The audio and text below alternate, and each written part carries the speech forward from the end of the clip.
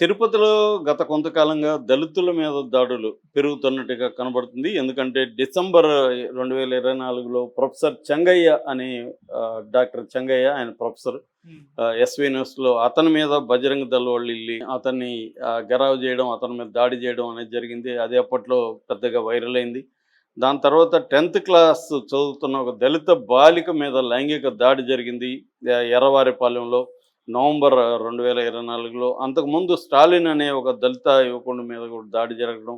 ఇలా తిరుపతిలో దళితుల మీద దాడులనేవి ఈ కూటమి ప్రభుత్వంలో పెరిగినాయని వైసీపీ విమర్శిస్తుంది. సో, ఈ నేపథ్యంలో ఇప్పుడు జేమ్స్ అనే కుర్రవాడిని అత్యంత దారుణంగా కొంతమంది కిడ్నాప్ చేసి, అతన్ని తీసుకెళ్ళి 36 గంటల పాటు టార్చర్ చేసి, అతని నోట్లో మూత్రం పోసి ఇది చేశారు, అతన్ని అతి దారుణంగా చేశారు అని ఒక వార్తొస్తుంది. ఇక్కడ ఏం జరిగింది? దీన్ని వైసీపీ గట్టిగా తీసుకున్నట్టుగా తెలుస్తుంది. ఈరోజు జగన్ గూడా ట్వీట్ చేశాడు.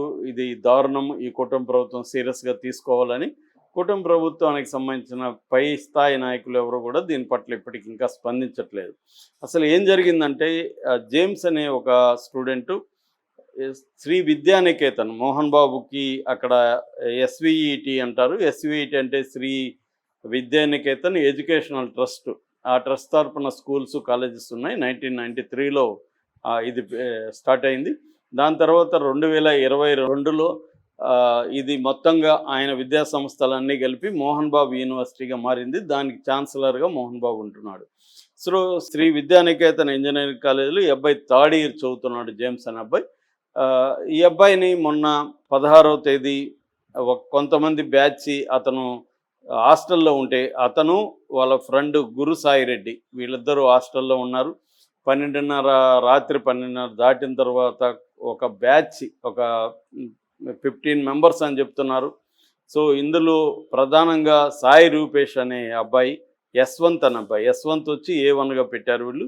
సో, యశ్వంత్, సాయి రూపేష్, కిరణ్, జగ్గా, లలిత్, సాయి గౌడ, వంశీ ఇంకొంతమంది వీళ్ళు కలిసి రాడ్స్ అవన్నీ తీసుకెళ్ళి వాళ్ళిద్దరిని బయటికి తీసుకొచ్చి వాళ్ళిద్దరిని బైకుల మీద ఎక్కించుకొని మొదట శ్రీనివాస పీజీ కాలేజీ హాస్టల్ ఉంది, అక్కడికి తీసుకెళ్లారని చెప్తున్నారు, కరకంబాటి రోడ్లో. దాని తర్వాత ఎలీట్ పార్క్ హోటల్ అని ఉంది తిరుచానూరు దగ్గర.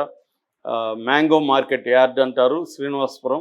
ఆ మ్యాంగో మార్కెట్ యార్డ్ శ్రీనివాసపురం దగ్గర ఈ హోటల్ ఉంటుంది. దీంట్లో రూమ్ నెంబర్ 209లోకి వీళ్ళిద్దరిని తీసుకెళ్ళి వీళ్ళిద్దరిలో వాళ్ళ కడ్రాయిలు లిప్పి వాళ్ళ నోట్లో కుక్కి వాళ్ళని నకిల్ రాడ్ వేసుకొని వాళ్ళని కొట్టడం, బెల్ట్లు తీసుకొని కొట్టడం.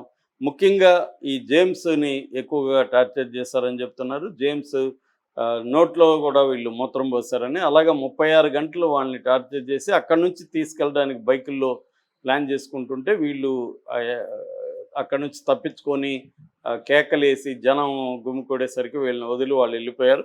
సో, వీళ్ళు వెళ్ళి తిరుచానూరు పోలీస్ స్టేషన్ పరిధిలోకి ఇది వస్తుంది కాబట్టి, తిరుచానూరు అంటే తిరుపతికి అవుట్స్కట్స్లో ఉంటుంది. సో, ఈ తిరుచానూరు పోలీస్ స్టేషన్లో వీళ్ళు కంప్లైంట్ ఇచ్చారు.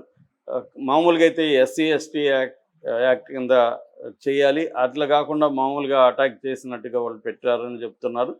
దీని మీద జేమ్స్ కూడా మాట్లాడాడు. నన్ను ఇలాగ మూత్రం పోశారు, మా ఫ్రెండ్ని ఇద్దరిని కలిపి కొట్టారు, మేము కంప్లైంట్ ఇస్తే సరిగా రెస్పాన్స్ లేదు, ఇప్పటికి చాలామందిని అరెస్ట్ చేయట్లేదు, సో ఇది కేసు కూడా మామూలుగా పెడుతున్నారు అని చెప్తున్నారు. అసలు ఎందుకు వీళ్ళు కిడ్నాప్ చేశారు, వీళ్ళు ఎవరు అంటే వీళ్ళు చోటా బ్లేడ్ గ్యాంగ్ అని వీళ్ళని పిలుస్తారని చెప్తున్నారు. వీళ్ళందరూ కూడా ఈ అబ్బాయికి juniors, second year first year చదివేవాళ్ళు. చోటా బ్లేడ్ గ్యాంగ్ అంటారు వీళ్ళని. వీళ్ళకి ఈ అబ్బాయికి మధ్య గొడవలు ఉన్నాయి. ఈ అబ్బాయిని గతంలో దళిత కులం పేరు పెట్టి మాట్లాడితే అబ్బాయి అబ్జెక్ట్ చేయడం, వీళ్ళని వ్యతిరేకించడం, గట్టిగా నిలబడడం వల్ల ఇతని మీద గ్రడ్జ్ పెంచుకొని ఇతన్ని కిడ్నాప్ చేసి 36 గంటలు పెట్టుకొని చంపేయాలనే ప్లాన్ చేశారని చెప్తున్నారు. అయితే వాళ్ళు పారిపోయారు. వీళ్ళని వేరే దగ్గరికి తీసుకెళ్ళి వీళ్ళిద్దరిని చంపేద్దామని ప్లాన్ చేశారు. బట్ వాళ్ళు ఎస్కేప్ అయిపోయారు కాబట్టి బతికిపోయారు అని చెప్తున్నారు. ఏదేమైనా ఒక దళిత యువకుడిని ఒక గ్యాంగ్ ఇలాగా స్టూడెంట్ గ్యాంగ్ ఇలా అటాక్ చేసి కిడ్నాప్ చేయడం పట్ల రాష్ట్ర వ్యాప్తంగా ఇప్పుడు ముఖ్యంగా వైసీపీ దీన్ని సీరియస్గా తీసుకుంది. జగన్ కూడా దీని పట్ల సీరియస్ అయ్యాడు. అయితే ఇక్కడ మోహన్ బాబు మీద కూడా విమర్శలు వస్తున్నాయి. మోహన్ బాబు యూనివర్సిటీలో అనేక అవకతవకలు ఉన్నాయని ఎప్పటి నుంచో మనకి మనోజ్ చెప్తూ ఉన్నాడు. అక్కడ అనేక అవకతవకలు జరుగుతున్నాయని చెప్తూనే ఉన్నాడు. ఇప్పుడు ఇది బయటకొచ్చింది. ఎందుకంటే ఇది మోహన్ బాబు యూనివర్సిటీ విద్యార్థులే ఇంకొక విద్యార్థి మీద చేసిన దాడి. సో, బయట జరిగుండొచ్చు గానీ, ఒకసారి దాడి జరిగిందంటే అంతకుముందు అనేక డెవలప్‌మెంట్స్ జరిగి దాడికి దారి తీశాయి తప్ప అది స్పాంటేనియస్‌గా జరిగిన దాడి కాదు. జేమ్స్ ఏం చెప్తున్నాడంటే గతంలో నా మీద వీళ్ళు అనేక సార్లు గొడవలకొచ్చారు. నేను గట్టిగా నిలబడ్డాను. అందుకనే వాళ్ళు నా మీద గ్రడ్జ్ పెట్టుకున్నారు. ముఖ్యంగా నేను దళితుడిని కాబట్టి నా కులం పేరు పెట్టి, "నువ్వు అంబేద్కర్ కొడకా" అని ఇలాగ రకరకాల బూతులు మాట్లాడుతూ మమ్మల్ని అవహేళన చేస్తూ చేశారు. దీంట్లో భాగంగానే నేను ఎదిరించడం వల్ల వాళ్ళు నన్నిప్పుడు కిడ్నాప్ చేశారనేది జేమ్స్ చెప్తున్నాడు. మరి మోహన్ బాబు కాలేజీలో విద్యార్థుల్లో ఇలాంటివి జరుగుతున్నప్పుడు వాళ్ళు మోహన్ బాబు కాలేజీ యాజమాన్యం బాధ్యత వహించాలని పని లేదా? వాళ్ళ నిఘా వ్యవస్థ ఉండదా అక్కడ? ఎవరెవరు విద్యార్థులు ఎలాంటి గొడవలున్నాయి ఇవేమీ చూడరా? కంప్లెయింట్ సెల్లు ప్రాపర్‌గా ఉందా? ఇవన్నీ ఇవాళ మోహన్ బాబు దీని మీద కూడా వస్తున్నాయి. అందుకనే మోహన్ బాబు ఈ మధ్య కాలంలో చంద్రబాబుకు దగ్గరవుతున్నారు. మొన్న కూడా చంద్రబాబుని వీళ్ళందరూ కలవడం అవన్నీ చూసాం మనం.